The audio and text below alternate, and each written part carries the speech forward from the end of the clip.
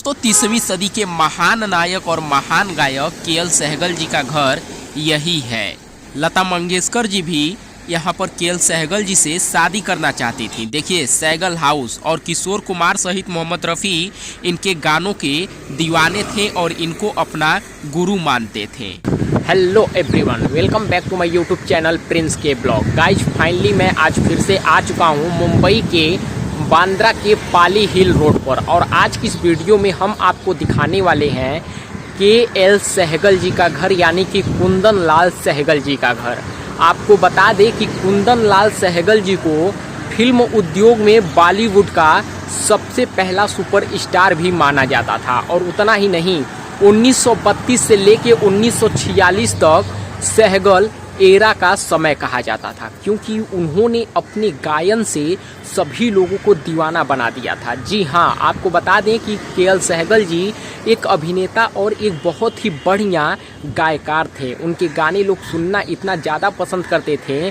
तो आज की इस वीडियो में हम आपको उन्हीं का घर दिखाने वाले हैं कि मुंबई में उनका घर कहाँ पर है और उनके घर में अभी कौन कौन रहता है। सब कुछ गाइस आज की इस वीडियो में आपको बताऊंगा। और सबसे बड़ी बात, जिस समय के.एल. सहगल जी यहाँ पर गाना गाते थे और अभिनेता थे, उस समय जो फिल्म उद्योग है ना, ये कोलकाता में केंद्रित था। तो चलिए अब देखते हैं कि के.एल. सहगल जी का घर कहाँ पे है, सब कुछ दिखाएंगे गाइस। तो आप लोग इस वीडियो में पूरा लास्ट तक बने रहिएगा। और जो लोग भी चैनल पर नए हैं, प्लीज़ चैनल को लाल बटन दबाकर सब्सक्राइब कर लीजिएगा और बगल में बेल आइकन को भी प्रेस कर लीजिएगा। चलिए वीडियो को करते हैं स्टार्ट। दोस्तों आप लोग वीडियो में जिस घर को देख रहे हैं ना, यही घर है कुंदन लाल सहगल जी का, यानी के.एल. सहगल जी का। कुंदन लाल सहगल हिंदी सिनेमा के पहले सुपरस्टार रह चुके हैं। इसके साथ ही वे एक अच्छे गायक और अभिनेता भी थे। कुंदन लाल सहगल का जन्म 11 अप्रैल 1904 को जम्मू कश्मीर के नवा शहर में हुआ था। इनके पिता का नाम अमरचंद सहगल था, जो कि जम्मू कश्मीर में न्यायालय के तहसीलदार थे, और इनकी मां का नाम केसरी बाई था और वह धार्मिक क्रियाकलापों के साथ संगीत में भी काफ़ी रुचि रखती थी। कुंदन लाल सहगल का बचपन से ही गीत संगीत की ओर ज़्यादा रुझान था। अमरचंद और केसरबाई के कुल 5 बच्चे थे, जिनमें से चौथे नंबर पर के.एल. सहगल जी थे। सन 1935 में उन्होंने आशा रानी के साथ विवाह किया। शादी के बाद उनके 3 बच्चे हुए, जिनमें 2 बेटियां और 1 बेटा था। उनकी पहली बेटी नीना का जन्म 1937 में, जबकि उनकी दूसरी बेटी बीना का जन्म 1941 में हुआ। इसके अलावा उनके एक और पुत्र भी हुआ, जिसका नाम मदन मोहन रखा गया। तो अभी देखिए के.एल. सहगल जी का घर मुंबई में बांद्रा में के पाली हिल पर स्थित है। और देखिए ये वाइट कलर से कलर किया हुआ है, लेकिन बाहर से आप देखेंगे ना तो इस घर को तो ये काफ़ी पुराना लगेगा, लेकिन जो अंदर का इसका नज़ारा है वो काफ़ी बेहद ही खूबसूरत है, क्योंकि गूगल पे आप लोग जाके इसकी फ़ोटो वगैरह देख सकते हैं। तो देखिए यहाँ पर एटीएम है और बैंक है। नीचे ये लोग जैसे किराए पर दिए हुए हैं, क्योंकि बाहर का ये दुकान टाइप का उसको बनवाया गया है। तो मेन गेट जो बगल में है उसको मैं आपको दिखा रहा हूँ। तो काफ़ी खूबसूरत है ये घर। अभी मैं आपको बगल से भी दिखाऊंगा। आपको बता दें कि लता मंगेशकर जी जो है इतनी बड़ी गायकार थी, आप सभी लोग जानते ही हैं। फिलहाल अब इस दुनिया में वो नहीं है। वो के.एल. सहगल जी से शादी करना चाहती थी। और मुकेश, किशोर कुमार, मोहम्मद रफ़ी इतने बड़े गायकार थे, आप सभी लोगों को पता है। ये लोग के.एल. सहगल जी को अपना आदर्श और गुरु मानते थे। दोस्तों आप लोग अभी सोच रहे होंगे कि इस घर में आखिर अब कौन रहता है। तो हम आपको बता दें, जब मैंने गार्ड से इसके बारे में पूछा तो गार्ड ने कहा कि अब भी उनके यहाँ पे कुछ रिलेटिव लोग रहते हैं, लेकिन उनके जैसे जो भी परिवार के लोग हैं वो यहाँ पर नहीं रहते हैं। वो मुंबई में ही दूसरी जगह पर रहते हैं, लेकिन यहाँ पर जो सबसे ऊपर का मंजिल है वहाँ पर वो लोग आते रहते हैं। और सहगल जी मुंबई में जब आए थे तो इसी घर में रह रहे थे। तो ये घर कहीं ना कहीं सहगल जी के लिए काफ़ी यादगार जगह है, और यहाँ पर उनका परिवार भी हमेशा आता रहता है। आपको थोड़ा सा अब सहगल जी के जीवनी के बारे में अच्छे से बता दें कि उन्होंने कैसे स्ट्रगल किया है। और आपको हम बता दें, अगर कोई पूछे कि सबसे बढ़िया गायकार कौन था तो आएगा मिस्टर के.एल. सहगल जी। आपको बता दें कि शुरू में इन्होंने रामलीला से अपना अभिनय शुरू किया था। इसके बाद इन्होंने कुछ समय सूफी संत सलामत यूसुफ के यहाँ भी बिताया, जहाँ उन्होंने अन्य संगीतकारों और भक्तों के साथ कुछ गानों का अभ्यास भी किया। यह भी कहा जाता है कि अपनी जवानी के दिनों में गाने के लिए दीवानगी के चलते वो तवायफ के घर के पास तक जाते थे, जिससे उनका गाना सुन सके। उसके बाद वो उस गाने की नकल करते थे।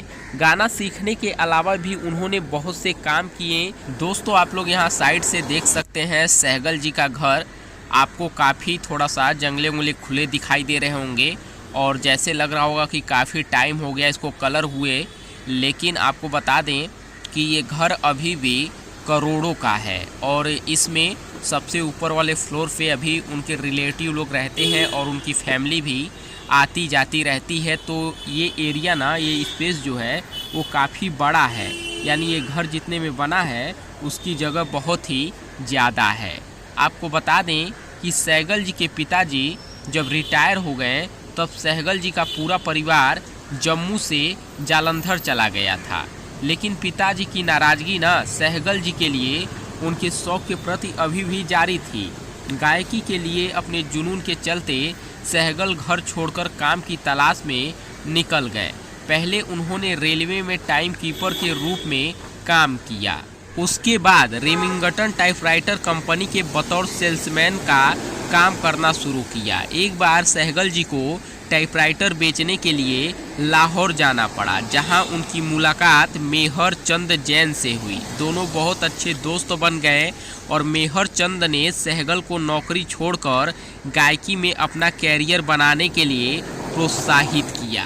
के.एल. सहगल जी मेहर चंद के साथ वापस कोलकाता आ गए, जो कि उस समय संगीत प्रेमियों का पसंदीदा स्थान हुआ करता था।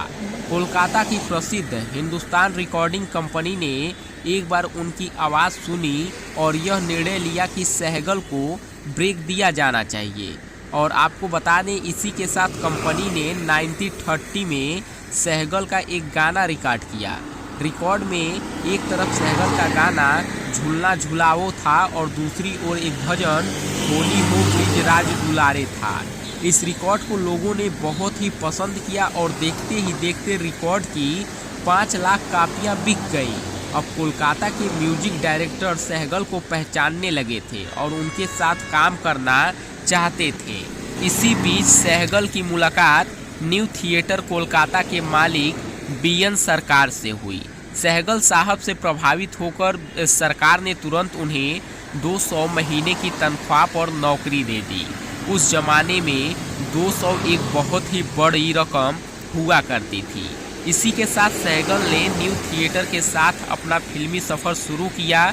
शुरुआती 3 फिल्मों में उन्होंने कुंदन लाल सहगल नहीं बल्कि कश्मीरी सहगल के रूप में काम किया। इन तीनों फिल्मों के नाम थे मोहब्बत के आंसू, जिंदा लाश और सुबह का सितारा।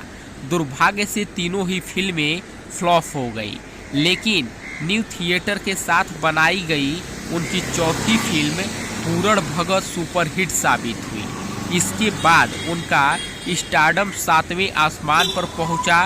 हर कोई सहगल जैसा दिखना और गाना चाहता था। कोलकाता में रहते रहते सहगल बंगाली सीख चुके थे और बंगाली में गाने भी गाते थे। और इतना ही नहीं, गुरुदेव रविंद्रनाथ टैगोर भी उनके गायन से काफ़ी प्रभावित थे और उनका गाना सुनना काफ़ी ज़्यादा पसंद करते थे। उसके बाद 1941 में फिल्म इंडस्ट्री कोलकाता से मुंबई शिफ्ट हो गई और इसी के साथ सहगल भी मुंबई आ गए। यहाँ उन्होंने मशहूर film company Ranjit movie tone के साथ एक कॉन्ट्रैक्ट साइन किया, जिसके मुताबिक प्रति फिल्म के लिए उन्हें 1 लाख दिया जाना तय किया गया। उस समय के हिसाब से यह एक बहुत ही बड़ी रकम हुआ करती थी। रंजीत मूवी टोन के साथ उन्होंने 1942 में भक्त सूरदास और 1943 में तानसेन बनाई।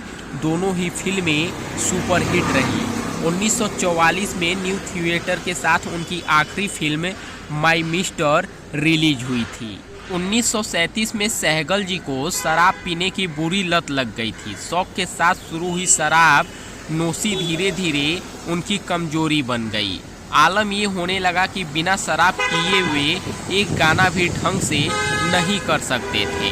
धीरे धीरे सहगल की तबीयत खराब होने लगी।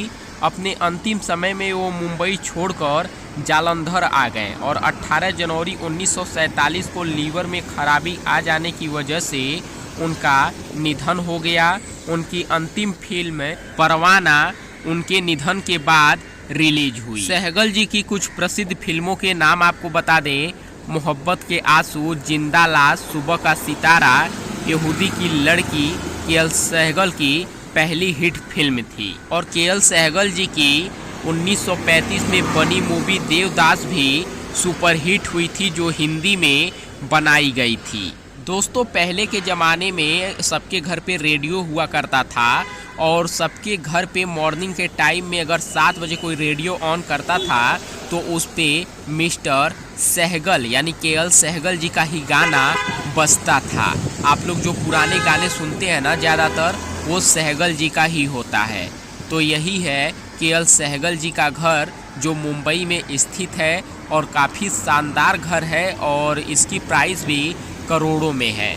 तो गाइज, उम्मीद करूंगा कि के.एल. सहगल जी का घर आपको पसंद आया होगा और इनके जीवनी के बारे में भी आपको हमने अच्छे से बता दिया है। तो जल्द ही मिलते हैं नेक्स्ट ब्लॉग में। तब तक के लिए धन्यवाद। जय हिंद।